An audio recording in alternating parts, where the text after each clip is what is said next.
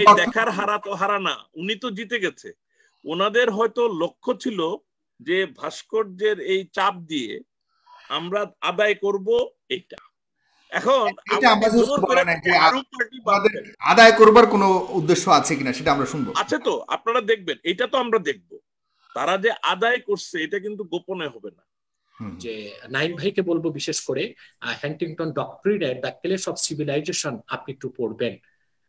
এই পৃথিবীতে যখন একটা শীতল যুদ্ধের পরে যখন পৃথিবীতে ক্যাপিটালিজম জিতে গেল আর সোশ্যালিজম সমাজবাদ পরাজয় বরণ করলো, সোভিয়েত রাশিয়া ভেঙে টুকরা টুকরা হয়ে গেল, বিশ্বব্যাপী নিউ কনজারভেটিভ ইহুদি খ্রিস্টান বুদ্ধিজীবীদের একটাই চিন্তা ছিল মুসলিম রাষ্ট্রগুলোতে ইসলামের রাজনৈতিক উত্থান না ঘটুক। অতএব বিজাতি ভয় পাচ্ছে মুসলিম দেশগুলোতে ইসলামের রাজনৈতিক উত্থান না ঘটুক। যেহেতু তারা ভয় পাচ্ছে, আমি অত্যন্ত আশাবাদী। জনাব ডক্টর এনায়েতুল্লাহ আব্বাসী আপনার কাছে লিখেছেন রায়হান কবির কাল্লু, সে লিখেছেন ইসলাম প্রচার করে টাকা নেওয়া কি জায়েজ কিনা, এই ধরনের অনেক কথা লিখেছেন, অনেক কথা লিখেছেন। যাই আমি কয়েকজনের নাম বললাম, 8,000 মানুষের মধ্যে আমার জবাবটা আগে দিই আমি। জি, হ্যাঁ, ইসলাম প্রচার করে টাকা নেওয়া একটা হচ্ছে ফাতাওয়া আর একটা হচ্ছে তাকওয়া। যেভাবে ইমামতি করে বেতন নেওয়া যায়, মাদ্রাসায় পড়িয়ে বেতন নেওয়া যায়, ঠিক সেভাবে যারা ওয়াজ মাহফিল করছেন তারা টাকা নিতে পারবেন। এটা হচ্ছে ফাতাওয়া, ইসলামী আইনে এটা জায়েজ। তবে কেউ যদি ইসলামের দরদ অন্তরে লালন করে কোনো টাকা পয়সা ছাড়াই ইসলাম প্রচার করে, সেটা হচ্ছে তার ফজিলত, সেটা তার মর্যাদা, সেটা হচ্ছে তাকওয়া। কারণ যিনি ইসলাম প্রচারে ব্যস্ত থাকবেন তার সাংসারিক ব্যয়ভার বহন করার একটি ইকোনমিক্যাল সোর্স তো লাগবে। কিন্তু প্রশ্নটা এইরকম আসে না কেন যে নাচ গান করে, সাংস্কৃতিক অনুষ্ঠান করে, বয়াতি গান গেয়ে কন্ট্যাক্ট করে 2-3 লাখ টাকা না জায়েজ আছে কিনা, এই প্রশ্নটা আসে না কেন? সুন্দর প্রশ্ন না, কিন্তু এখানে জনাব আব্বাসী মানে জিনিসটা হচ্ছে, আপনি তো পরিবার প্রতিপালনের জন্য টাকা আর লক্ষ লক্ষ টাকা নেওয়া এবং মানে মানে শারীরিকভাবে সক্ষম লোকজনদেরকে এতই তাদের সময়ের মূল্য দিয়ে হেলিকপ্টারে নিতে হবে, হেলিকপ্টারে আবার পৌঁছাই দিতে হবে। তো এইগুলি তো ধরেন ধর্মের প্রতি তার জেনুইন কমিটমেন্ট আছে, আমাদের প্রাইস ট্যাগ দিয়ে বোঝা যায় না। প্রাইস ট্যাগটা যে কত টাকা নেয়, করলে কেন এটা সমস্যা হবে? একটা হেলিকপ্টার, বাংলাদেশ হেলিকপ্টার কোম্পানি। ভাই সাগর ভাই, একটু এই জবাবটা আমি দিচ্ছি, এই জবাবটা আমি দিচ্ছি। নাইম ভাই যেটা বলেছেন, ওয়াজ মাহফিলে যাওয়ার উদ্দেশ্যে ব্যাপকভাবে হেলিকপ্টারের প্রচলন আলহামদুলিল্লাহ আমি করেছি বাংলাদেশ। পরবর্তীতে আমার অনুসরণে অনেক আলেম বক্তা করছেন, কিন্তু আমি কেন করি আমারটা বলি। আমাদের প্রোগ্রামগুলো যারা নিচ্ছেন বাংলাদেশে 2 বছর আগে তারা দিয়ে যান, রাতের বেলা আমরা প্রোগ্রামটা করি। এখন কোন কমিটি এসে বললো আমাকে প্রোগ্রাম দিতে হবে জানুয়ারিতে, আমি তাকে সময় দিতে পারি 2023 সালের জানুয়ারিতে। তখন আমি তাকে অপশন দেই যে রাতের প্রোগ্রামটা ঠিক রেখে আপনারটা করতে হলে দিনে যেতে হবে। আর বাংলাদেশের যোগাযোগ ব্যবস্থা তো বিশ্বমানের, আপনি জানেন। দিনের প্রোগ্রাম গাড়িতে করে রাতের প্রোগ্রাম কোনোদিন ধরা সম্ভব নয়। তখন কমিটি স্বেচ্ছায় আমাদেরকে হেলিকপ্টারে নিয়ে যায়। বাংলাদেশে অনেকে বলেন যে আমি হেলিকপ্টার কিনে ফেলেছি, কথা তো অনেকে অনেক কিছু বলে। আমি অত ধনী নই যে হেলিকপ্টার কিনে ফেলেছি, কিন্তু কথা হচ্ছে রেটের যে কথা বলেছেন, আমার নামে অপপ্রচার হচ্ছে সোশ্যাল মিডিয়াতে। আমি কন্ট্যাক্ট করি 1,50,000 থেকে 1,70,000 টাকা। এটা মিথ্যা। বাংলাদেশে কেউ একটি ডকুমেন্টস দেখাতে পারবে না যে আমি কোনো মাহফিলে যাওয়ার আগে 10,000 টাকা অ্যাডভান্স নিয়েছি। কেউ আমাকে টাকা দিতে পারে না। বরং যারা গরিব কমিটি তারা শুধু আমার আসা যাওয়ার ভাড়াটাই বহন করে, আমার হাতেও কিছু দিতে পারে না। হ্যাঁ, XYZ কোন আলেম যদি তাহলে ফ্রি অফ কস্টেই যাচ্ছেন ওয়াজ করতে, এত ওয়াজ করেন? হ্যাঁ, অধিকাংশ দিনের মাহফিলগুলোতে আমি যেটা যাই সেটা শুধু আমার কপ্টার ভাড়াটাই বহন করে কমিটি। বাকি তারা আমাকে দিতে চাইলে অনেক সময় আমি ফিরিয়ে দিই। আর খুশি আপনি চলেন কিভাবে? আপনার একটা বিশাল আপনার জীবন আছে, আপনার পরিবার, আপনি চলেন কিভাবে? আলহামদুলিল্লাহ, ওয়াজ মাহফিলে যেখানে যাই রাতের বেলা, সেখানে তো তারা আমাকে কিছু সম্মান করেই থাকে। তৃতীয়, আমাদের আলহামদুলিল্লাহ বাপ দাদার প্রচুর ভক্ত মুরিদ আছেন, আমাদের ভক্ত মুরিদ আছেন। আলহামদুলিল্লাহ স্বেচ্ছায় খুশি মনে আমাদেরকে যারা হাদিয়া দিচ্ছেন বা সম্মান করছেন, সেটাই তো যথেষ্ট। আর আমাদের লাইফস্টাইলটা খুব ভোগবিলাসী লাইফস্টাইল নয় যে আমাদের অনেক খরচ হয়ে যাবে। আল্লাহ আমাদেরকে সম্পদ কম দিয়েছেন, সম্মান অনেক দিয়েছেন, সেটাই আমাদের কাছে মুখ্য বিষয়। রাশেদ খান, আমি আগেই বলেছি, আমি একটু উদাহরণ দিচ্ছি। গত বছর গজারিয়াতে একটি প্রোগ্রাম হয়েছে, সেখানে একজন গায়িকা গিয়েছিলেন, আমি নাম নিব না এখানে। সেখানে ডিসি সাহেব উপস্থিত ছিলেন, পুলিশ সুপার উপস্থিত ছিলেন, একজন এমপি উপস্থিত ছিলেন। গায়িকাকে নিয়ে 4 ঘন্টার প্রোগ্রাম করাতে 12 লক্ষ টাকা খরচ হয়েছে। তাতে কোনো প্রশ্ন নাই, জায়েজ না জায়েজের বিষয় নেই। একজন আলিম হেলিকপ্টারে বসে যাবেন ওয়াজ করতে, তাতে এত প্রশ্ন কেন? এটা কি ইসলাম না ফোবিয়ার আব্বাসী সাহেব, অন্তর্ভুক্ত? আসলে প্রশ্ন না। আপনি যেটা বলছেন ওই নায়িকা গায়িকারা যে টাকা নেয় এগুলো নিয়ে কিন্তু সংবাদপত্রে লেখালেখি হয়। আমরা এটাও বলি কে সর্বোচ্চ টাকা কোন অনুষ্ঠানে পায়, কোন ছবি করে পায়, কোথায় অনুষ্ঠান করে পায়, এগুলো কিন্তু নিউজ। আপনাদের গুলিও নিউজ। আমি প্রশ্ন বলতে বোঝানো হয় আপত্তি। এগুলি কিন্তু আপত্তির ব্যাপার না, এগুলি কিন্তু নিউজ। কেউ একজন হেলিকপ্টারে বিয়ে করলো, এটা এখনো নিউজ হয়, কারণ হেলিকপ্টারে গিয়ে বিয়ে করাটা খুব কমন হয় নাই এখন। সে কারণে লাইক দ্যাট। এগুলি কিন্তু ঠিক সবসময় নেগেটিভ না, এগুলিতে মানুষের উৎসাহ থাকে, মানুষ একটু জানলে ভালোই লাগে। জি, রাশেদ খান আপনি 2 মিনিটে দয়া করে বলবেন। আমরা অনুষ্ঠান একদম শেষ প্রান্তে নাইম ভাইয়ের কাছে গিয়ে শেষ করবো, এরপর 30 সেকেন্ড শুধুমাত্র হুজুর বলবেন। নাইম ভাইয়ের কোনো কথার উত্তর হয়তো বলবেন। হ্যাঁ, ধন্যবাদ সাগর ভাই। আসলে আমাদের সাংবাদিক ভাই যেটি বললেন যে আসলে আমাদের বঙ্গবন্ধু তিনিও তার জীবনের অধিকাংশ সময় জেলে কাটিয়েছেন, ভালো কথা। এখন এটা তো আমরা সবাই জানি। বিষয়টা হচ্ছে যে যে উদ্দেশ্যকে সামনে রেখে আমরা মহান মুক্তিযুদ্ধের মাধ্যমে একটি স্বাধীন ভূখণ্ড পেলাম, সেই দেশেও যদি আমরা একইভাবে সেই পাকিস্তানিরা যেভাবে আমাদের শোষণ করেছে, আমাদের আন্দোলন সংগ্রামে বাধা দিয়েছে, এই স্বাধীন দেশের সরকারও সেভাবে যদি একই সাথে বাধা দেয় একইভাবে, তাহলে সেই সরকারের এই সরকারের ভিতরে পার্থক্য কোথায়? তাহলে কেন আমরা বাংলাদেশকে স্বাধীন করলাম সেটি আমার প্রশ্ন। যেখানে স্বাধীনতার আপনার মানুষকে বলা হয়েছিল যে আপনার দেশের সাম্য, মানবিক মর্যাদা, সামাজিক সুবিচার প্রতিষ্ঠা করা হবে, স্বাধীন দেশে এসে এখনো পর্যন্ত আমরা দেখতে পাচ্ছি না যে কোথাও সাম্য। আজকে দেখেন রাস্তাঘাটে এই শীতের সকাল রাতে যদি আপনি বের হন, অসংখ্য মানুষ এই শীতে কাঁপছে, তাদের কম্বল পর্যন্ত নাই। বাট এটাও আপনার দেখতে হবে, পদ্মা সেতুর মতো একটা বিশাল সেতু মেগা প্রজেক্ট অলরেডি এই সরকার তৈরি করেছে এবং দেখিয়ে দিয়েছে, নিজস্ব অর্থায়নে করতে পেরেছে, যেটা আমাদের দক্ষিণাঞ্চলের সাথে একটা বিশাল সম্ভাবনার দ্বার উন্মোচন করে দিয়েছে। সুতরাং এটাও তো আপনার স্বীকার করতে হবে। না, এটা তো স্বীকার অবশ্যই করতে হবে। বাট এই যে পদ্মা সেতুর গল্প শুনিয়ে আমাদের যে ঘুম পাড়িয়ে রাখা হয়েছে, দেশে যে ভিতরে ভিতরে হাজার হাজার কোটি টাকা দেশ থেকে পাচার হয়ে যাচ্ছে, কারা পাচার করছে তার নাম কিন্তু আমরা আবার জানতে পারছি না। আমরা একই সাথে আবার এতটুকু মোটামুটি জানতে পারি যে সরকারের রাজনীতি, সরকারের যারা রয়েছেন তারা এর সাথে জড়িত। করোনা কালে আমরা দেখেছি যে সরকারের ব্যক্তিবর্গ তারা তাদের মানে স্ত্রী সন্তানের সাথে দেখা করার জন্য তারা বিদেশ গিয়েছেন। আমরা সংবাদ মাধ্যমে যেটা দেখেছি, সেখানে স্থায়ীভাবে তাদের স্ত্রী সন্তানরা বসবাস করে। এই যদি হয় রাজনীতিবিদদের অবস্থা, তাদের দেশপ্রেম কোথায়? তাদের যদি দেশপ্রেমই থাকতো তাহলে তারা এই দেশেই তাদের স্ত্রী সন্তানদেরকে রাখতেন। ব্যবসা বাণিজ্য যদি করতে হয় তাহলে এই দেশেই করতেন।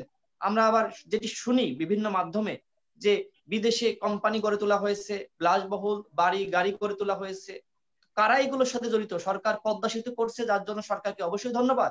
কিন্তু এই পাচারকারী কারা, তাদের নাম তো আমরা জানতে পারি, সেই জানার তো হক রয়েছে। কারণ আমাদের ট্যাক্স এবং ভ্যাটের টাকাই তো দেশ চলছে। এই পদ্মা সেতু তো সরকারের কোনো ক্ষমতা নাই পদ্মা সেতু করা, জনগণের অর্থায়নে জনগণের টাকাই তো পদ্মা সেতু করা হয়েছে। এই জনগণকে কয়বার ধন্যবাদ দেওয়া হয়েছে? কোন রাজনীতিবিদদের দেখেছেন যে জনগণকে ধন্যবাদ দিতে? জনগণের যে মর্যাদা, সেই মর্যাদা এই বাংলাদেশে দেওয়া হয়নি। অর্থাৎ স্বাধীনতার যে স্বপ্ন সেটি এখনো পর্যন্ত বাস্তবায়িত হয়নি, সেটি আমাদেরকে বাস্তবায়ন করতে হবে। আমরা এখনো পর্যন্ত সেই ঔপনিবেশিক শাসন ব্যবস্থাতেই রয়েছি। আমাদের দেশের প্রধান বিচারপতি যখন দেশ ছেড়ে দেশ ছাড়তে বাধ্য হয়, তখন কি আমরা বিচার বিভাগের স্বাধীনতা আছে? অনেক অনেক অনেক লম্বা আলোচনা হয়ে যায়। রাশিদ খান, আমি আজকে অনুষ্ঠান শেষ করার জন্য 2 মিনিটের আগেই শেষ করবো, মনে হয় 2 মিনিট হয়নি। জি। আর পতাকার কথা যেটি বললেন যে এখানে হুজুর আছেন, তিনি তো বললেন যে পতাকা উত্তোলনের ক্ষেত্রে কোন ধরনের বিধিনিষেধ নাই। জাতীয় সঙ্গীতের ক্ষেত্রে আমি মনে করি যে সরকার কেন জাতীয় সঙ্গীত মাদ্রাসাগুলোতে সেখানে কেন জাতীয় সঙ্গীত গাওয়া হবে না, এই ব্যাপারে সরকার কেন পদক্ষেপ নিচ্ছে না? এটি কি সরকারের ব্যর্থতা নয়? সরকার তো নিজে পদক্ষেপ নিতে পারে, আলেম ওলামা যারা রয়েছে তাদের সাথে বসতে পারে। সরকার 3 মেয়াদে ক্ষমতায় রয়েছে, সুতরাং সরকার চাইলে অনেক আইন, অনেক শাসন, অনেক নির্দেশনা তারা বাস্তবায়ন করতে পারে, কিন্তু সরকার করে না কেন? অনেক ধন্যবাদ। সরকারের কাছে প্রশ্ন। আর লাস্ট আমার যে কথা সেটা হচ্ছে যে আমাদের সাংবাদিক ভাই যেটি বললেন যে কোটা বিরোধী আন্দোলন, আসলে আমি কোটা বিরোধী আন্দোলন না, কোটা সংস্কার আন্দোলনের একজন সম্মুখ যোদ্ধা ছিলাম। এই আন্দোলন করতে গিয়ে আমাকে 15 দিন রিমান্ডে থাকতে হয়েছে। এবং মাননীয় প্রধানমন্ত্রী যেটা বলেছেন 11 এপ্রিল 2018 সালে মহান সংসদে, যে কোটা পদ্ধতি আমরা সংস্কার দাবি করেছিলাম তিনি বাতিল করেছিলেন। এই বাতিলের পরে যে ধরনের নাটকীয়তা হয়েছে, আমাদেরকে রিমান্ডে নিয়ে অত্যাচার করা হয়েছে, জেলে পাঠানো হয়েছে, সেটা কিন্তু আমরা দেখেছি। প্রতিশ্রুতি দিয়ে আবার ওয়াদা ভঙ্গ কিভাবে করা হয়েছে সেটিও আমরা দেখেছি। সুতরাং আন্দোলন সংগ্রাম, আমাদের সাংবাদিক ভাই যেটি বলেছেন যে আন্দোলন সংগ্রাম করবেন, নেতা হবেন, রাজনীতি করবেন, মার খাবেন, এটি সত্যি। কিন্তু স্বাধীন দেশে মানে প্রেক্ষাপটে, বাংলাদেশের প্রেক্ষাপট বিবেচনায় এটি সত্যি, কিন্তু স্বাধীন দেশে কেন এই ধরনের ব্যবস্থা থাকবে? আমরা এমন একটি ব্যবস্থা কি গড়ে তুলতে পারি না যেখানে আইন তার নিজ গতিতে চলবে? আপনি তো আসলে বইয়ের কথা বলছেন, বইয়ের কথা বলছেন, বাস্তবতার আলোকে বলছেন, যেটা সত্য কথা বাস্তবতার আলোকে বলছেন, বাস্তবতাটাকে আমাদের মেনে নিতে হবে। আমরা এসি রুমে বসে কখনোই কোনো আন্দোলন সম্ভব না, এটাই হলো বাস্তবতা, এটাই হয়ে আসছে, এটাকে বিশ্বাস করতে হবে। মানে নাইম ভাই এটাই বুঝাতে চাইছে, আমরা তো আসলে আবেগ বশবর্তী। কিন্তু স্বাধীন দেশে তো আমরা এটি চাই না। আমরা চাই মানুষের আন্দোলন সংগ্রাম, একটা দেশের নাম বলেন না, সাংবিধানিক যে অধিকার রয়েছে সেই সাংবিধানিক অধিকারকে বাস্তবায়ন করছেন। আমরা বলেন কোন দেশে পিটায় না। আজকে তো কথা বলার অধিকারই কেড়ে নেওয়া হচ্ছে। এটি কেমন সরকার যে সরকার মানুষকে কথা বলতে দিতে চায় না? রাজপথে নামলেই মানুষ সরকার কেন ভয় পায়? রাশেদ খান, একটা দেশের নাম বলেন। মানুষ তার মত প্রকাশ করবে। দেশের নাম বলেন, কোন দেশে পিটায় না আন্দোলন করতে গেলে? একটা দেশের নাম বলেন, একটা গণতান্ত্রিক দেশের নাম বলেন যেখানে পিটায় না আন্দোলন করতে গেলে। একটা দেশের নাম বলেন। অন্য দেশে পিটাই বলে কি আমরাও পিটাবো? আমরাও কি তাদের কাছে শিখবো? নাগরিক হিসেবে খারাপ উদাহরণ কেন আমরা একটা মজার কথা আপনারা বলেন। সেই দেশে তো আপনার ভালো রয়েছে, সাংবিধানিক প্রতিষ্ঠানগুলোর স্বাধীনতা রয়েছে। আপনার কিন্তু নতুন সাংবিধানিক, আমাদের সেই স্বাধীনতা নাই, সেইভাবেই আমরা ব্যবস্থা নিতে হবে। স্বাধীনতাকে আদায় করতে হলে মামলা রাখতে হবে। সেই দেশের ব্যাপারগুলো আমরা তুলে ধরছি, বাট ভালো জিনিসগুলো যে সেইগুলো আমরা তুলে ধরি না, এটি কেন? এই ধরনের রাজনীতির জন্যই আমাদের যে অগ্রগতি হওয়া দরকার হয় না। কারণ আপনারা আসলে দিন দুনিয়ার খবর রাখতে হবে। আজকে হাইকোর্ট বিউটি নামে একজনকে চাকরি দিয়েছে, অর্ডার দিয়ে বলেছে যে তাকে 10ই ডিসেম্বর চাকরিতে ঢুকানো হয়েছে, কিন্তু তাকে চাকরির ইফেক্টিভ দেখানো হবে 2017 সালের অগাস্টের একটা তারিখ থেকে। কেন? কারণ শি ওয়াজ ফার্স্ট, তাকে নেওয়া হয় নাই, সেকেন্ড কে নেওয়া হয়েছিল। সে আইসা আপিল করে, তারপরে কোর্ট অর্ডার দেয় তাকে নিতে হবে, তারপরেও নেয় না। এই জন্য 5 জন শীর্ষ কর্মকর্তা কোর্টে এসে নিঃশর্ত ক্ষমা চাইতে হয়েছে। বাংলাদেশের বিচারালয় কখনো কখনো নাগরিকের এই যে অধিকারকে রক্ষা করার জন্য কাজ করে, এগুলিও আপনাদেরকে দেখতে হবে। একটা রাষ্ট্র বাংলাদেশ, আপনি উদাহরণ দিতে পারবেন না এরকম একটা ঐশ্বরিক রাষ্ট্র হয়ে যাবে বাংলাদেশ, যেখানে একদিকে জনাব আব্বাসীর মতাদর্শিক পয়েন্ট অফ ভিউ থেকে আমরা কোরআন সুন্নাহর সর্বোচ্চ কার্যকারিতা নিশ্চিত করব। আমি বলি, আপনারা যদি কোনোদিন পারেন, আমি জীবিত থাকলে আমি খুশি হব। আলহামদুলিল্লাহ। শেষ করবেন? জি, আমরা শেষ করব। না, আমি শেষই করে ফেলবো, কিন্তু একটু সময় দেন। আমার কথাটা হচ্ছে যে, কারণ এটাই তো আমার লাস্ট চান্স। আমি বলছি যে পৃথিবীর কোথাও নাই না রাশেদ খানের কল্পিত গণতান্ত্রিক রাষ্ট্র আছে যেখানে বিরোধী দল আন্দোলন করলে শুধু পেটায় না। পৃথিবীর সবচেয়ে বড় গণতান্ত্রিক দেশ ভারতে কি অনাচার অবিচার হয়, সাধারণ একটা মানে গো রক্ষার নামে যা হয়, শুধু এইটা দিয়েই গণতন্ত্র সর্বনাশের উপরে সর্বনাশ হচ্ছে ভারতে। সো আমরা এগুলি কি বলি? কোনোভাবে সেকুলার কান্ট্রি? নাইম ভাই, আপনার কাছ থেকে একটু জানতে চাই। না, আমি তো সেকুলারের আলোচনায় যাই না, আমি বলছি গণতন্ত্রকে বলে। কথায় গণতন্ত্র তো আছে, নাই আপনি বলছেন। হ্যাঁ, সেকুলার তো প্রশ্নই নাই, কারণ তারা তো সেকুলার বলেই না। সেকুলারটা তাদের শুধু সংবিধানে লেখা আছে, কিন্তু এটাও তারা মানতে চান। আপনি জানেন তো, কারণ বিজেপি বলে যে সেকুলার কথাটা নাকি, তাহলে তাদের দেশের গোয়েন্দাদের ইনস্ট্রাকশনে আমাদের দেশে সেকুলার হতে হবে।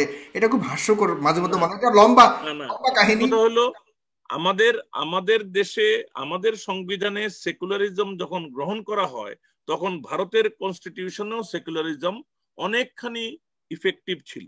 সুতরাং সেকুলার চাওয়া এবং সেকুলারের সাথে ধর্মের প্রতি, আল্লাহর প্রতি বিশ্বাস, বিসমিল্লাহ, আমাদের সংবিধানে কিন্তু অনেক রকম সংস্কার হয়েছে অ্যাকোমোডেশনের, যাতে ধর্ম মানুষের জেলা রাজ্যের নামও পরিবর্তন হইতেছে। আমরা ওই বিতর্কে নাই গেলাম। জি, না, কোথায় ভারতে?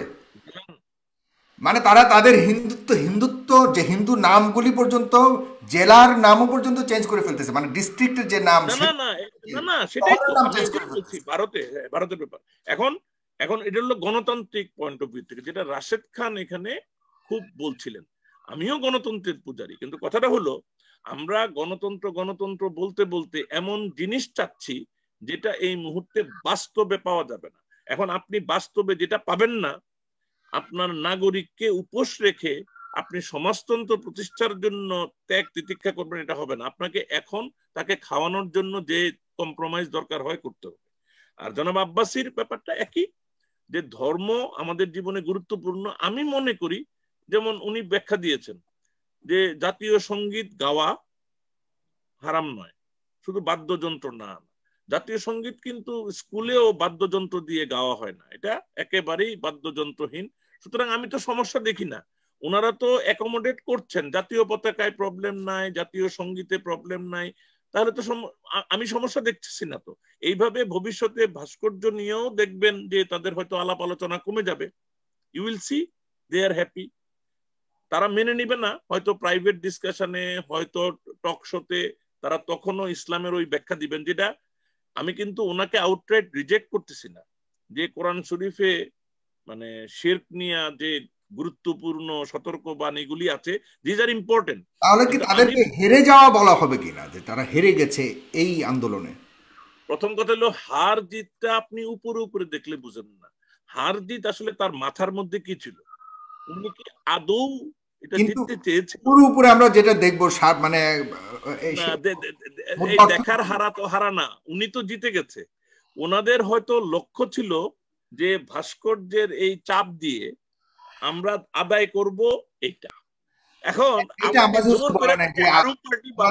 আদায় করবার কোনো উদ্দেশ্য আছে কিনা সেটা আমরা শুনবো। আছে তো, আপনারা দেখবেন, এটা তো আমরা দেখবো। তারা যে আদায় করছে এটা কিন্তু গোপনে হবে না। পূর্ববর্তী আন্দোলনের পরে আদায় করেছে সেই যে শিক্ষাগত যোগ্যতার একটা বিশ্ববিদ্যালয়ের স্বীকৃতি ইত্যাদি ইত্যাদি, বেশ করি সিগনিফিকেন্ট। এগুলি বিএনপিও দেয় নাই, কিন্তু আওয়ামী লীগ দিয়েছে। কম্প্রোমাইজ, এখন আবার অনেক কম্প্রোমাইজ করেছে। আমাদের টেক্সট বইগুলিতে অসাধারণ পরিবর্তন হয়েছে, এটা কল্পনা করা যায় না। প্রায় আব্বাসী সাহেব যে আমাদের জাতীয় সঙ্গীতে যে পরিবর্তনের প্রস্তাব দিচ্ছেন, আমাদের টেক্সট বইতে কিন্তু অলমোস্ট এইরকম পরিবর্তনের দাবি দিয়ে সেই টেক্সট বুক গুলিতে পরিবর্তন করানো হয়েছে। সুতরাং আপনি কিভাবে বলেন তারা এগুচ্ছে না, তারা জয়ী হচ্ছে না? তারা জয়ী হচ্ছে। এবং আমিও মনে করি যে ওনারা যদি রাজনৈতিকভাবে কোনো ভূমিকা নিয়ে কোনো কিছু অর্জন করেন, আমি সাংবাদিক হিসেবে আমার দায়িত্ব হইলো ওইটা খবর পরিবেশন করা এবং ওইটার আবার বিশ্লেষণ দেওয়া। আমার দায়িত্ব এটা না ওনাকে ঠেকানো না, শেখ হাসিনাকে সমর্থন দেওয়া না, বা রাশেদকে মানে আউটরাইট রিজেক্ট করা না।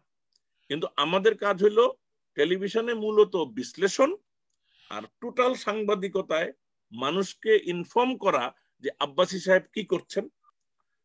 আব্বাসী সাহেব হেলিকপ্টারে গেলে, যেহেতু উনি প্রচুর হেলিকপ্টারে যান, এখন আর ওনার হেলিকপ্টার নিয়ে নিউজ হবে না, কিন্তু কারণ উনি তো প্রথমবার যাচ্ছেন না, দ্বিতীয়বার যাচ্ছেন না। তবে এখন আবার উনি যদি হেলিকপ্টার কেনেন, খবর পাওয়া যায়, এটা নিউজ হবে, কারণ এটা নতুন এলিমেন্ট আসবে। সাংবাদিকতার নিয়মই এটা। ওনার কেনার অধিকার আছে কিনা সেটাও ওনার, আমি মনে করি ওনার সম্পর্কে আমার যেটুকু ধারণা, কেন এটা নিউজ হবে, এটাই আমারও প্রশ্ন। আমার দাদি করলে নিউজ হয়, ওই যে নায়িকা করলে কেন নিউজ হয় না? ব্যাপারটা ওইখানে।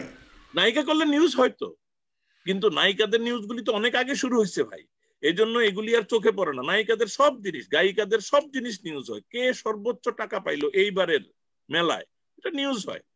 আমি বলছি যে মানে ওনার উদ্দেশ্যটা ভিন্ন। ওনার হেলিকপ্টারটা কেনা হবে না এই জন্য, কারণ আমার দাদি বলতো যেই দেশে দুধ সস্তা সেখানে গাই পালে কে? হেলিকপ্টার পালারও একটা ঝামেলা আছে, সঙ্গতি না। এর চাইতে অনেক ভালো এক এক দিন এক এক মডেলের গাড়ি চলবে। উনি তো ওয়েস্টার্ন আইডিয়াতে লাইফ লিড করবে, যে আজকে এই হেলিকপ্টার তো কালকে ওই কোম্পানির লেটেস্ট কোন হেলিকপ্টার, কারণ ওনাকে যারা পছন্দ করে ওনার জন্য বেস্টটা আয়োজন করবে। আই টেল ইউ, মানে এই কারণ ওনাদের যে এটা একটা ভালোবাসা, জি, ওনাদের প্রতি যে ডেডিকেশন রাখে, আমরা গণতান্ত্রিক জীবনে স্বাভাবিক সিভিল লাইফে কিন্তু এই ডেডিকেশন কারোর থাকে না। সুতরাং ওনাদের একটা অন্যরকম মর্যাদা, ভালোবাসা, মানে এটা বলে শেষ করা যাবে না। এটা দিন দিন ইদানিং কালে একটু অনেক বেড়ে গেছে, এটাকে কি অনেকটা ভয় পাচ্ছে কিনা সরকার বা অন্যান্য মহল?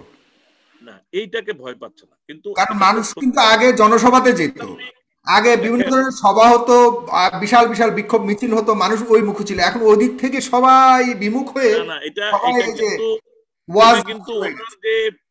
উনি যে পীর, শুধু পীরালির ব্যাপার না, জিনিসটা হচ্ছে যে ইসলামী যে শিক্ষা ব্যবস্থাটা, সেখানে তো কোনো রাজনৈতিক, আমাদের যে প্রচলিত মানে যেটাকে আমরা বলি নিয়মতান্ত্রিক রাজনীতির যে প্রচলিত দলগুলি, সেখানে কিন্তু কোনো প্রবেশাধিকারও নাই, সংগঠনও নাই। তো এটা কিন্তু একটা আননোন ওয়ার্ল্ড, হিউজ। আপনি কি কল্পনা করতে পারেন মাদ্রাসার লেথাল ফোর্স কি? বিশাল। ওনারা যদি একটা ইশারা করেন, লক্ষ লক্ষ লোক একেবারে অন্ধের মতো নেমে আসবে, অন্ধের মতো, আই টেল ইউ। কিন্তু রাজনৈতিক নেতার ডাকে অন্ধের মতো কেউ নামে না, সবাই হিসাব অঙ্কটঙ্ক করে। ওনাদের এরকম একটা শক্তি আছে, এবং এটা না বিএনপি, না জামাত, না আওয়ামী লীগ, এইটা তো একটা অনিশ্চয়তা।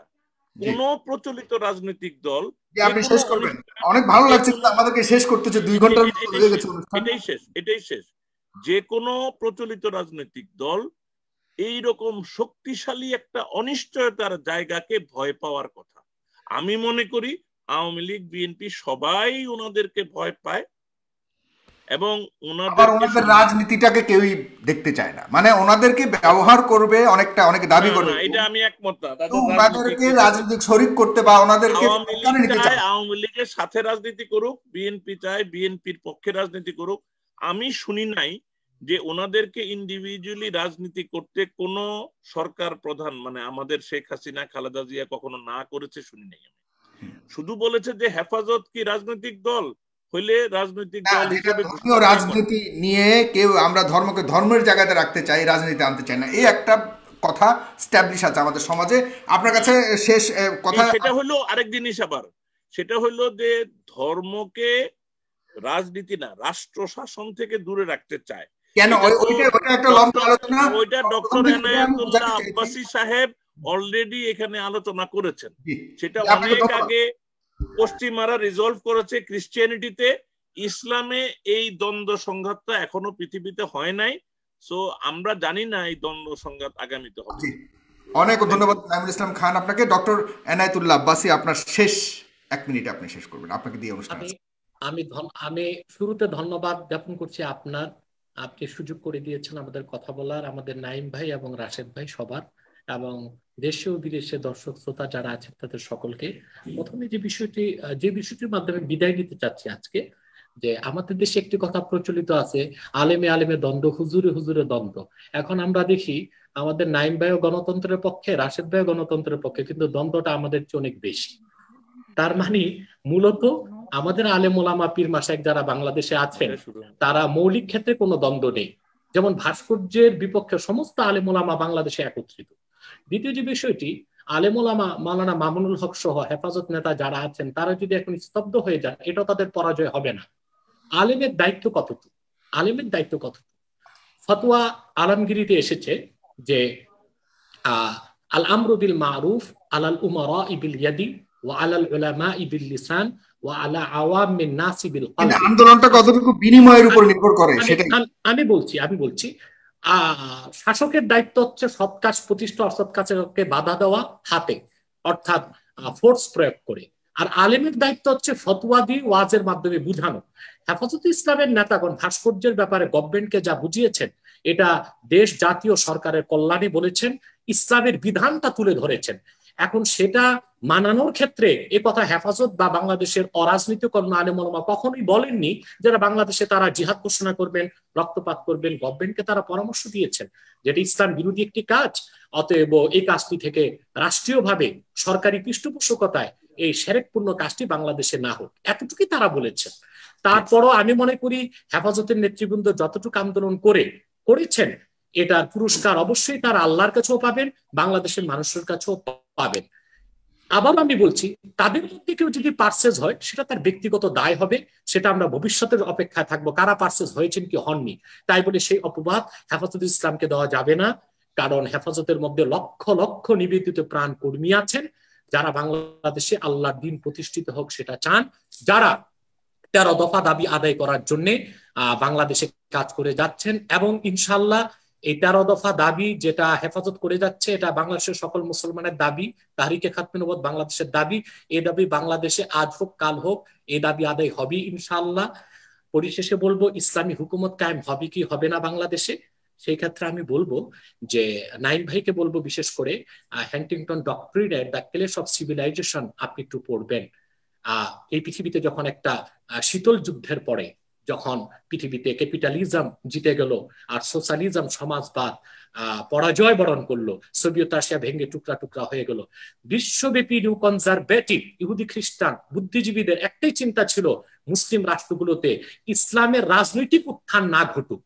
অতএব বিজাতি ভয় পাচ্ছে মুসলিম দেশগুলোতে ইসলামের রাজনৈতিক উত্থান না ঘটুক। যেহেতু তারা ভয় পাচ্ছে, আমি অত্যন্ত আশাবাদী বাংলাদেশের পূবে সূর্য উঠে পশ্চিমে, সূর্য পূবে উঠে পশ্চিমে যেভাবে ডুবে, এটাও সত্য বাংলাদেশে ইনশাআল্লাহ কোরআন সুন্নাহর যে রাজনীতি তা আরো চর্চিত হবে এবং এদেশে ইসলামী হুকুমত একদিন কায়েম হবে ইনশাআল্লাহ। হয়তোবা আমরা বেঁচে থাকতেই তা দেখে যাব। সকলকে ধন্যবাদ জানিয়ে বিদায় নিচ্ছি। দর্শক যারা আছেন আপনাদের সবাইকে অনেক অনেক ধন্যবাদ জানাচ্ছি। আপনারা দীর্ঘক্ষণ ধরে, আজকে প্রায় আমার এই অনুষ্ঠান, আমার জীবনে এই একটা অনুষ্ঠান হয়েছে যেটা অনেক লম্বা সময় নিয়ে হয়েছে, এর আগে অনুষ্ঠানে এত লম্বা হয়নি। তবে আমি মনোমুগ্ধ হয়ে শুনেছি, আপনারা অবশ্যই উপভোগ করেছেন। তাই আপনারা আপনাদের টাইমলাইনে শেয়ার করে আপনারা অন্যদেরকে দেখার সুযোগ করে দিবেন। প্রথম থেকে যারা দেখেননি তারা অবশ্যই প্রথম থেকে দেখবেন, অনুষ্ঠান শেষ করার পর আপনাদের টাইমলাইন থেকে যাবে এবং আপনারা ফেস দ্য পিপলের সাথে থাকবেন। আমি সাইফুর সাগর আপনাদের কাছ থেকে বিদায় নিচ্ছি। আপনারা আমাদের এই স্ট্যাটাসের মধ্যে স্পষ্টভাবে দেয়া আছে আমাদের ইউটিউবের চ্যানেলের লিঙ্কটি, সেখানে অবশ্যই গিয়ে ইউটিউবটিকে সাবস্ক্রাইব করার আহ্বান জানাচ্ছি।